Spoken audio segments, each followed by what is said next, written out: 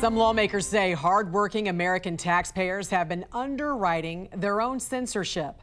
Through a campaign to fight so-called misinformation, the Biden-Harris administration spent millions of dollars to silence critics and fight information that in many cases, these critics say was later found to be correct. Joining us now to discuss this is Deputy Public Policy Editor of OpenTheBooks.com, Rachel O'Brien. Good morning to you, Rachel. Happy Friday to you. What are some of the misinformation grants the government is funding? And was most of it during the COVID pandemic?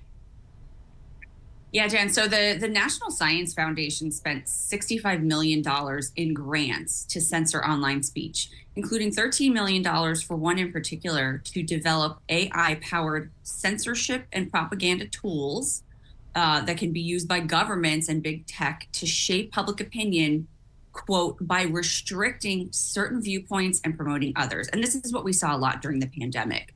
The lab leak theory was labeled as misinformation. Now it's the most plausible explanation. People who questioned closing schools for months on end, requiring kids to wear masks, they were deemed science deniers. Now we know that most masks don't work and that healthy children get mild symptoms. Many other countries have decided that most young children don't need COVID booster shots. CDC still recommends it for babies 6 months and older. Finally, in January, Anthony Fauci admitted to Congress that the 6-foot social distancing recommendation had no scientific basis and, quote, sort of just appeared. But if you questioned any of that, your post would have been labeled misinformation. So it appears the administration most concerned with misinformation itself trafficked in misinformation on all of these things. Correct. How much was spent in total on misinformation grants?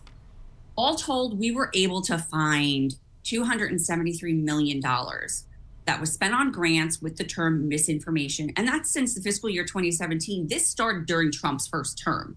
Now, those 4 years when he was in office, it only totaled $6.5 million. Now, since 2021, the Biden-Harris administration, they've spent $267 million on these grants. So the vast majority went to the Department of Health and Human Services and the National Science Foundation.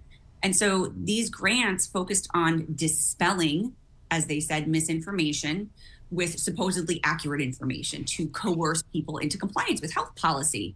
But the policies changed, the directives changed, and citizens, as we saw, who questioned that were censored. Because we used to hear, trust the science, but science is always evolving.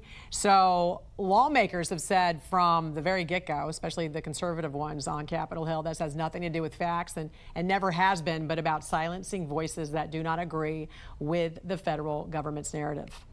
What's your thoughts on this? It's about silencing critics. That's exactly right. So we know that the internet is full of patently false information, and that can confuse and needlessly alarm readers.